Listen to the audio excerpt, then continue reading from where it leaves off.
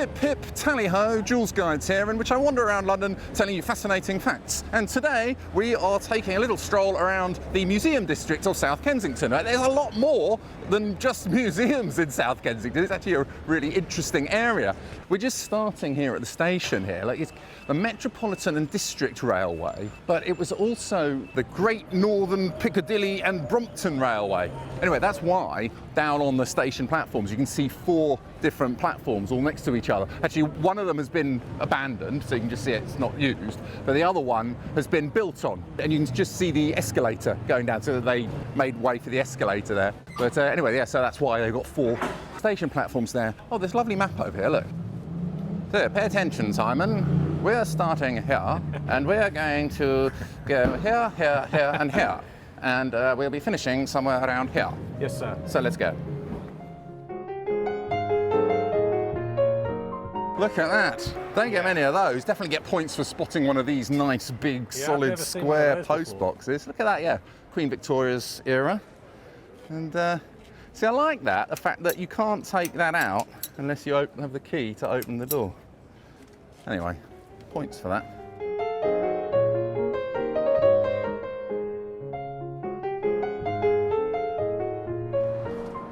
Look at this lovely pub there on the corner of Clareville Grove. Another sad sight, a closed pub. Probably a hangover from COVID, I expect.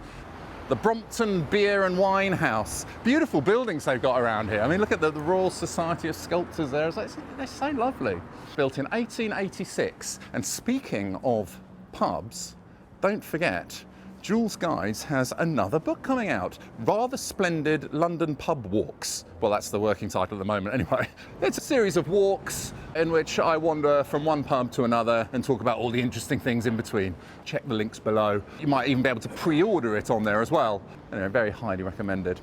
But yeah, just here along Onslow Gardens, number 69 over here.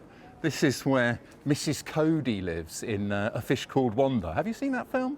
And this is the one where Ken, who's played by Michael Palin, he's in a van up the road, a little yellow van. His mission is to try and kill this Mrs. Cody, and he's got this violent dog, and she's got all these cute little dogs. And instead of killing her, the dog kills one of the other dogs. It's an ongoing joke in the film, isn't it? That's right. Anyway, so she comes out of that one and walks up here. Ah. Lovely area around here, isn't it, Simon? I suppose what you'd expect from South Kensington.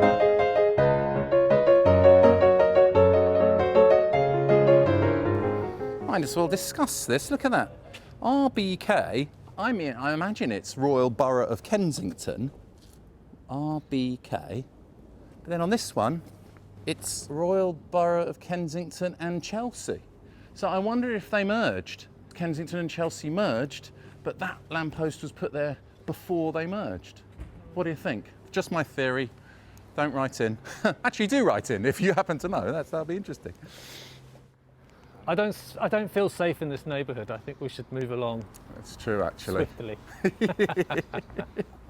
Lots of opportunities for points down this road. I was talking about these in the Knightsbridge video. Coal hole covers with a glass on them, so that it kind of the light refracted through the bottom. And look at that lovely bell there. Ding dong. Wow, yes. You don't see many of them, do you? No, it's amazing that. And I'll tell you who lived over here, Simon. You just look, this little house over here, number 22. Bow your head, lowly dog, because that is where David Bowie used to live in the 1960s with his girlfriend. So Durham did his first album. That's the one with Uncle Arthur and all that on it. Stop me if I'm getting too Bowie technical here. But anyway, Durham dropped him. And then he moved in here with this ballet dancer called Hermione Farthingale, who he was totally in love with. So anyone who has his albums, like the Space Oddity album, for example, has a song called Letter to Hermione and things like that. Anyway, they recorded a bunch of demos in there. Like the Space Oddity, the demo was recorded in there with her singing on it and everything. I think it's quite amazing to think, you know, a penniless singer like him could live in a place like that. It just shows how times have changed. I don't know if you remember when David Bowie was dying, he wore a t-shirt that said Song for Norway on it. People didn't know he was dying at that stage, but he appeared in interviews wearing this Song for Norway t-shirt, and people were asking what it meant, and it was because actually Hermione Farthingale got a job in this ballet and it was called Song for Norway, and they had to split up because she decided to go off and get this job. And David Bowie was horribly heartbroken, as you can tell in a lot of his songs. The hand that wrote this letter sweeps the pillow clean, so rest your head and treat a precious dream. I care for.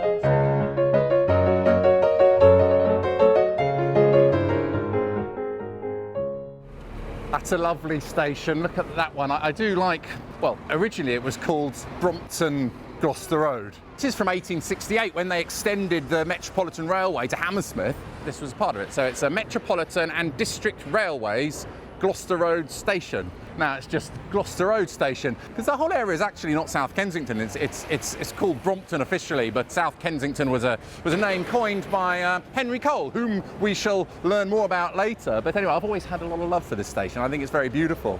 But just opposite, you see that KFC over there. Now I think that is number 79, where John George Haigh killed his first victim. Now, John George Haigh was known as the acid bath murderer, and he lured back someone by the name of William McSwan. He killed him and then dissolved his body in acid and flushed him down the drain. But worse still, he then befriended the victim's parents.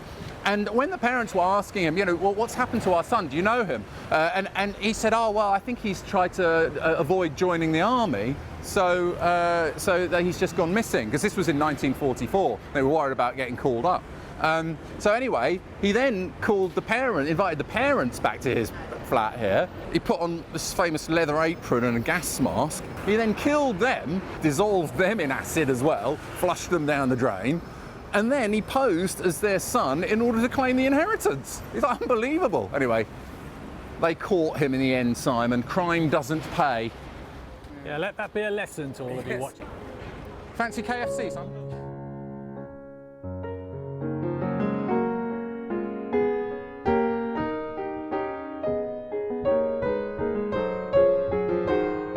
Look, according to their sign, the best tiramisu and coffee in London. Let's check out. No, but I always like it when they've got these places which have different types of tiramisu. There used to be a place in Rome called Pompey that I remember. Let's just have a look in here. Buongiorno. Buongiorno. Ciao. Ok, abbiamo il classico tiramisù. Sì. Pistacchio. Pistacchio. Hazelnut Nutella. Fragola. Cannolo Kinder. Black Forest. And raspberry mango. It's kind of unusual to find these different flavours. Yeah, I thought that it was just the normal one. But tiramisu. Questi sono quelli che abbiamo adesso inizio settimana. A fine settimana ne abbiamo ancora tanti altri. yeah, next week they'll have different flavours. Un cappuccino. Okay, fuori. Perfetto. I could probably eat that in about 30 seconds, I think.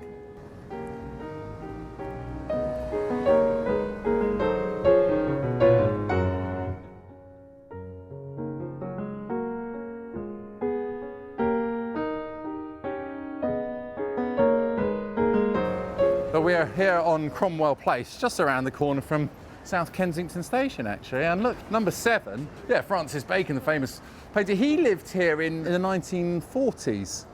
He used to black out the windows and he turned it into a bit of a gambling den, and he always used to hang out in Soho and meet all these rough and ready types. And he'd bring them back here. And they heard he was a painter. You know, they didn't know about art or anything because they needed a painter and decorator to redo their houses. So they say, oh, can you come and paint my house for me? They didn't realise, Simon, but also Jean Millet. He was a famous real Raphaelite. Not a bad address. He obviously rented the place or bought the place because other artists had lived there before. So it's like it's established as an art studio.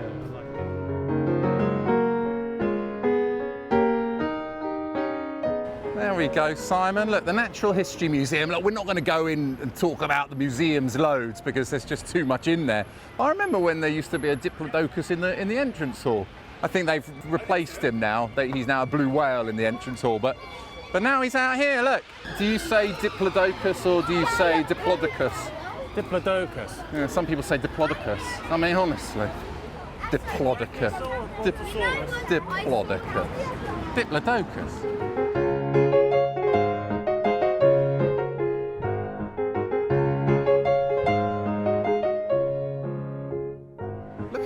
Simon, look, this is all...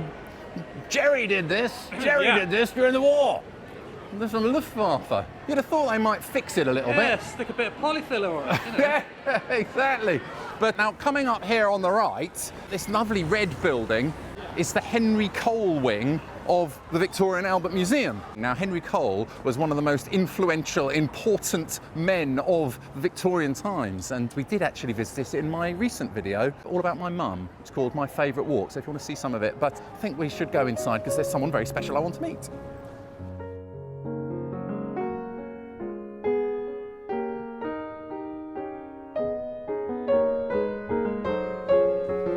I love the V&A. It's such a beautiful museum.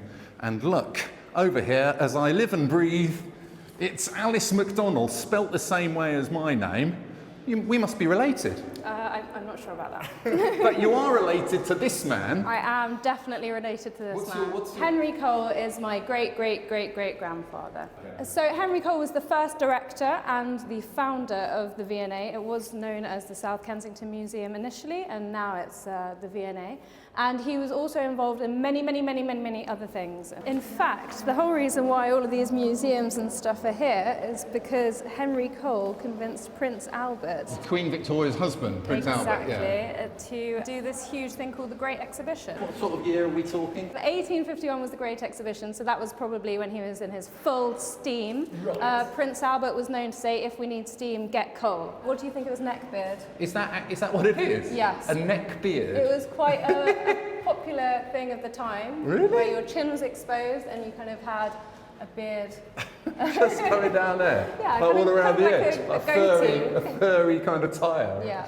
This is the guy who sent the first ever Christmas card, is that right? Yeah, Did he invent it? He created it, yeah. He invented the idea, the concept of a mass-produced Christmas card. He was also partially responsible for the creation of the first ever postage stamp, the penny black, which completely revolutionised education, writing and literacies, because suddenly everyone could write to each other for a cheaper amount of money. Why is it called Exhibition Road then? The Great Exhibition of 1851 was at the top of Exhibition Road in Hyde Park. A third of the country came to visit, and the huge amounts of profits that were made went into the creation of this whole area. Right. Okay, so these didn't exist, all these museums didn't exist yet? Yeah, exactly. It was bought by the Royal Commission of 1851, and they still own quite a lot of this ground where Imperial College, the Science Museum, and the Natural History Museum are.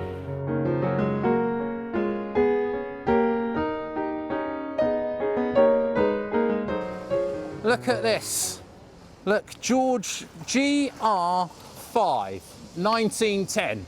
Got a lovely gas lamp, you see. You get points for spotting gas lamps, Alice. And look, as my sister was going on about, this one has 1, 2, 3, 4, 5, 6 of those. What do you call them? The little kind of, you see the things that light up?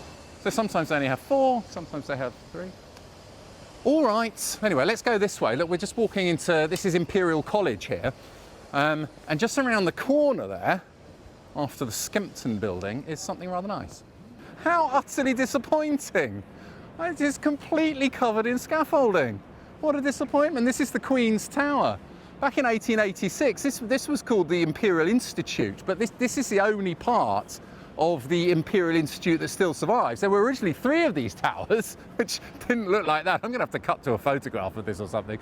It's going to be beautiful, clearly renovating it. And it commands spectacular views of London, apparently. They wanted to flatten that one as well, but John Betjeman, the poet who went to my school, I keep going on about, he saved it. He was very good at saving parts of London. It was built to commemorate the Golden Jubilee of Queen Victoria. How many years is Golden Jubilee, Alice? Is that, I've forgotten. But anyway, it's a lot of years. And they've got 10 bells in there, which are all named after her various children and grandchildren. I mean, she had enough of them, didn't she? She had like so many kids. So anyway, look, that's a bit of an anticlimax. It really is well and truly hidden. They didn't want to leave it out because I wanted people to come and sort of check it out in case they're watching this video many years later. Fat chance. Have you ever been in here at the Goethe Institute? You can go to lectures, see films and learn German and stuff. But my favourite thing about it is actually they've got a lovely restaurant around the back with a beautiful terrace. In fact, they all have it. They say a lovely Polish restaurant over there that's got it. It's really rather nice. And you get a pretty good Wiener Schnitzel there. and sausages. I was looking for somewhere to go recently for a nice lunch, and it's really quiet and lovely, and you know, you're not disturbed. You've got this beautiful, peaceful view. How pleasant. Fantastic, thanks for that. I'll let all my friends know. And then, yeah. It's virtually impossible to find a nice, secret, hidden place anymore in London because everyone who discovers them just plasters it all over TikTok. Anyway, now I'm guilty of that as well.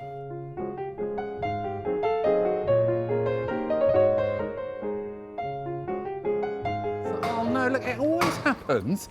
It always happens. Look, everything I want to point to is covered up.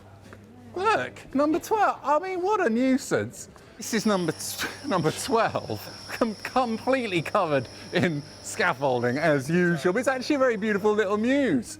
They're making a racket. You're only supposed to blow the bloody doors off.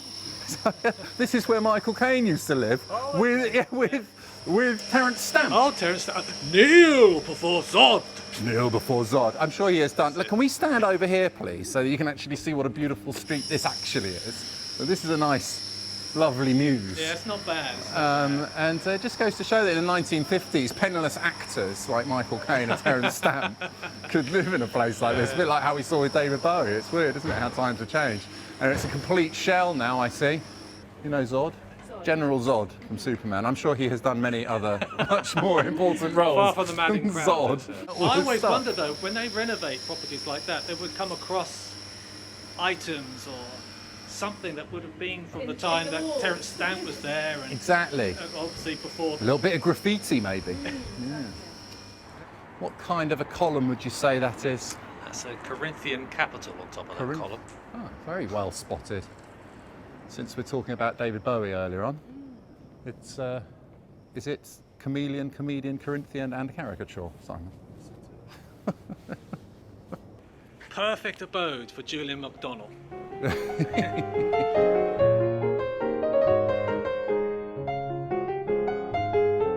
Marvellous. Now, we're not going to go over there because there are some scary-looking people with guns, and they're usually stationed outside the Iranian embassy. In 1980, do you remember, Simon, when there was that siege there? It lasted about a week. There was these gunmen broke in and they seized hostages. And they were balaclavas on there. Yeah, the SAS went in later because they demanded autonomy for a region of Iran called Khuzestan. They killed someone. I think they threw out a diplomat dead, but then shots were fired, and then live on TV, you saw it. The SAS went blasting into the building. And out of the 26 hostages, I believe 24 of them were unharmed.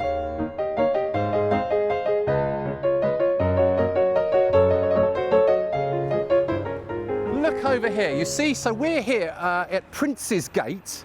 This is the Prince's Gate, the entrance to Hyde Park, and you can tell because it's got the Prince of Wales feathers there. And the Prince of Wales feather, so this was the Prince's Gate named after King Edward VII when he was the Prince of Wales, I think. But yeah, it says Ish-Deen. Actually, you can't really read it there properly because it's rubbed off, but it says Ish-Deen, and that means I serve in German.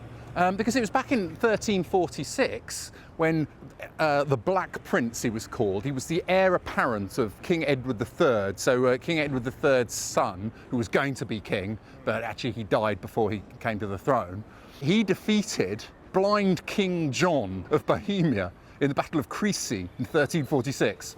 And it's said that when he went to remove the helmet of the blind King John, it had these ostrich feathers on it, and his motto was also Ish-Deen, which is I serve. And so the Black Prince stole his motto. I mean, he claimed it was as a mark of respect to the dead king who'd fought bravely in battle. I don't know if that's really a mark of respect, nicking his helmet and his motto. It's a bit harsh. Anyway, I think, unless I'm mistaken, that now appears on the Black Prince's tomb, Ish-Deen. That's how the story goes anyway. There are many other debates about whether that was really true. Anyway, that's where the ostrich feathers come from. Look, this is where the great exhibition was, the famous Crystal Palace. Back in 1851, they decided to showcase all the wonders of the age, especially technological stuff. And this is where your great-great-great-great-grandfather, yeah, I could go farther, Yeah. He helped to set up this thing. He didn't just help set it up, he brought the concept, the idea to Prince Albert, because it was the first ever international exhibition. And Henry Cole said, we need to do it, otherwise someone else is going to pip us to the post. So each person, I suppose, would have had a stand here or something, a little cubicle, like in Camden Market, where you've got, you know, your combine harvester that you're showing off, or the new toilet, George Jennings' penny toilet that costs 1 penny to use it, and that's why we say spend a penny. And there was over 100,000 exhibits in this huge glass structure. Every Victorian came along. There was Lewis Carroll, there was Tennyson, Dickens was a fan. He visited, I think, 3 times, and he quite liked the irony that the window tax was brought in the same year that this huge glass construction was kind of being promoted. Were they exempt? Yeah, I think so. I hope so. The whole intention was for everyone to be educated. So it wasn't that expensive. There were cheap tickets. There were cheap, absolutely, and landowners and employers would pay for their staff to come and see it because it was just seen as the thing that you had to go and see. This indicates the one corner of the Crystal Palace. There are other markers, plaques around Yeah. the park.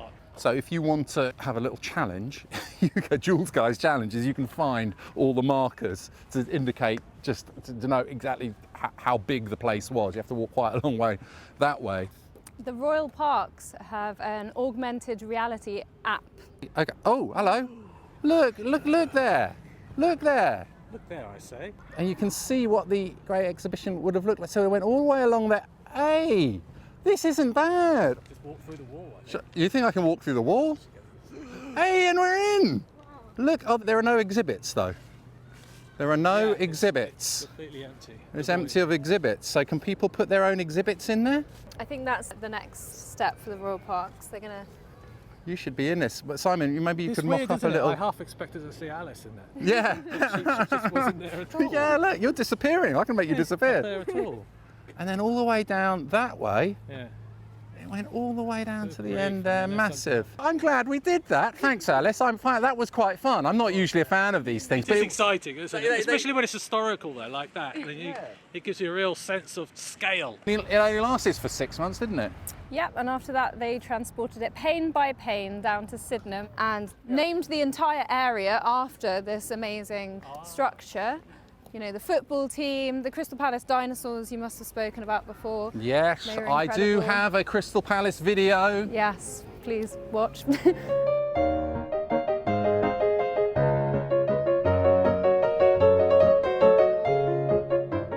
Yes. Look at these terrific gates, Simon. Wonderful. Look, these are called the Coalbrookdale Gates because they are actually the only remnant, really, of the Great Exhibition which still remains here. These were originally around the north entrance, the north transept, the Queen's entrance, I believe. And look, if you were like me, you got bored to death in history at school by all this stuff about the Industrial Revolution, they went on about Coalbrookdale Company, Shropshire. They were the guys who did the first iron bridge in the world. So they kind of sparked the Industrial Revolution. There's that famous iron bridge in Shropshire that we all had to learn about at school. These all cast in like one piece. It's like one piece of iron. It wasn't done in bits. You've got these, well, they're not mermaids, they're mer children. Oh, I see. Yes. Yes. I can see, yeah. You've got mer children and these stags here. These indicate they're kind of a reference to the original use of the area back in days gone by. I think it was used for stag hunting and what have you. These require some deciphering sometimes. You look at these and you just think it's a pattern, but look, there's a V and there's an R. So that must be Regina Victoria, I would think. And that's a backwards R. I think that's what that is. That's just to make it look nice. Unless I'm wrong. Marvellous. Just across the road from there. Get points for this wonderful milestone here. I don't know, I guess Hounslow must have been a very important town back in the old days because a lot of these milestones point to Hounslow, tell you how far they are. And we are 1 mile to Hyde Park Corner. So this is from 1911. This is one of the nice metal ones. And it's in front of a statue of Livingstone, I presume. He's around the corner from Shackleton, the great famous explorer. and they are outside the Royal Geographical Society. But originally it was a private house built for William Lowther MP. I think those are probably original, those windows there, don't you think? You can probably tell from the rust. But yeah, it wasn't until 1912 that this Member of Parliament, he probably thought, maybe this is a little bit big for me, this house. So he sold it to the Royal Geographical Society, so they made it their headquarters.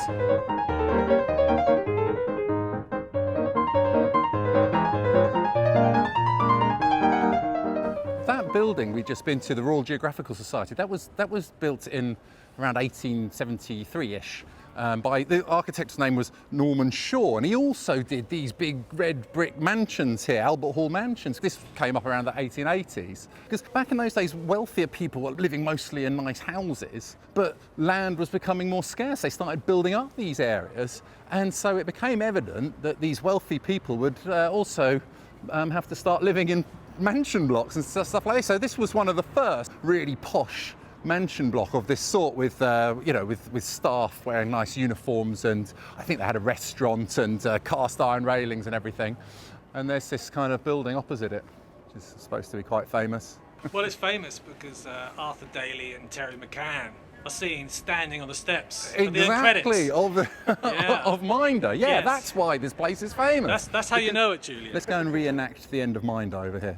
If you want to, would you? I'm sure they shake hands or something about here, don't they? Or is that over the car or something? Yeah, oh, anyway. They're just hanging out. Oh, right, it's just a shot, isn't it? Anyway, look, opposite here, you see, the other most famous thing about this whole area, obviously not being the Royal Albert Hall, is the Royal College of Music here, which is in the Colombo, in Dagger of the Mind, the episode featuring Honor Blackman, where she's the murderer. They actually turn it into the London Wax Museum. And then they got all these shots of Colombo around London. They clearly just popped over for a couple of days, got lots of shots of him taking pictures of Buckingham Palace, and then the final scene takes place in the Royal College of Music, because Madame Tussauds wouldn't let them film. So, sorry, I'm a Colombo fan. Can't help that.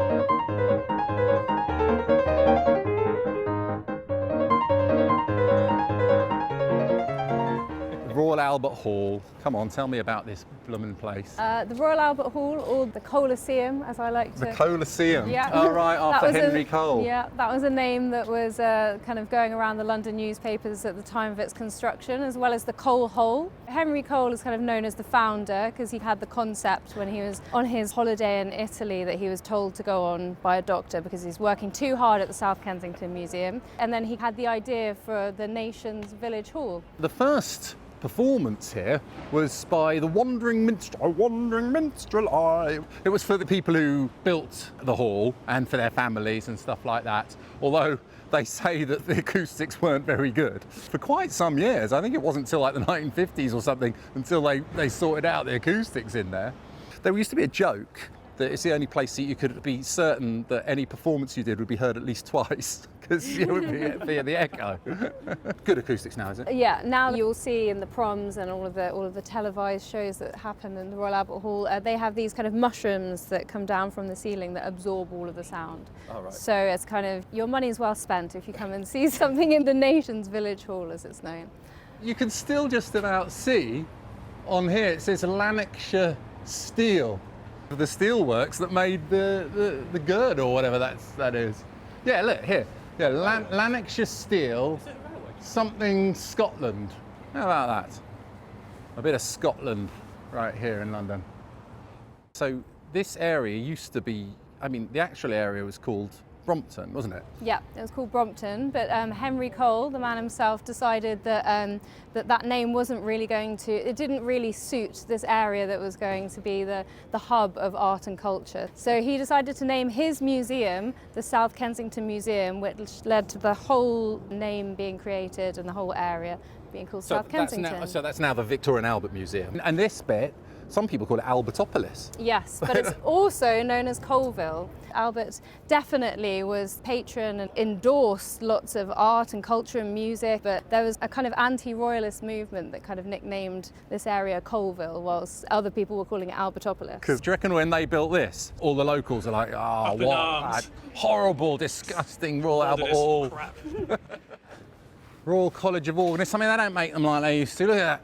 It's beautiful. This is the house of Harry Gordon Selfridge in the film. No, it was an ITV series. Do you remember that, Mr. Selfridge? It was quite good, that. I enjoyed that. Anyway, this is where he lives in that TV show. Isn't it beautiful?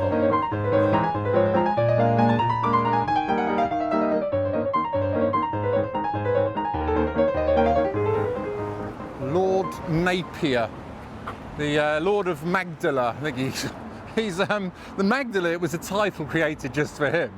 And I like these statues you get around London. People that you wouldn't necessarily know who they are. They're usually Victorians who fought campaigns.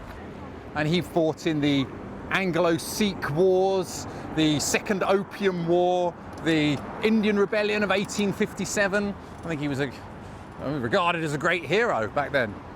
Anyway, he did all those campaigns and everything. I mean, if you ask the average person who that statue is of, they wouldn't know. And even most taxi drivers, if you ask them, they just know it as the horse's tail. Because there's a little taxi rank right there. It's hardly even a rank, really, because it's just for one taxi. But they call it the horse's tail. So when they use their CB radios or whatever radios they use these days, yeah, I'll meet you at the horse's tail, meet you at the horse's tail. I'd call it meet you at Benny Hill's house, because Benny Hill used to live just down there on the right. See, how would you feel there, Simon, if you had run all those campaigns, been made a lord, you know, given this great title, and then 100 years goes by, you've even got a whole statue to yourself, and no one even talks about the statue of Napier. They don't even talk about you. They talk about the horse you're sitting on. Horse's tail, mate. Meet you at the horse's tail. They don't even care who the bloke is. Well, at least it's something. It's true.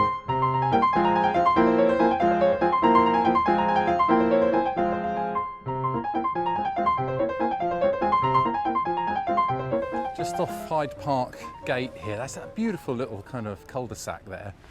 Imagine living there, it'd be tremendous. There's Reston Place, which is, it looks like it's a private kind of dead-end street, but it isn't actually. There is a right of way through the gate at the end here, so you can pop through here. But look at this amazing little quiet paradise hidden away. And the reason I know that you're allowed to walk through there, after you, is because it says so on the wall up here. Reston Place, pedestrian right of way.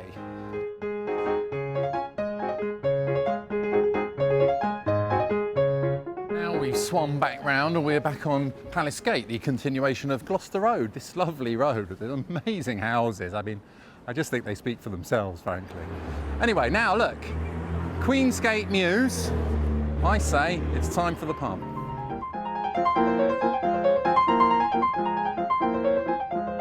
All right, nice. Cheers, Simon.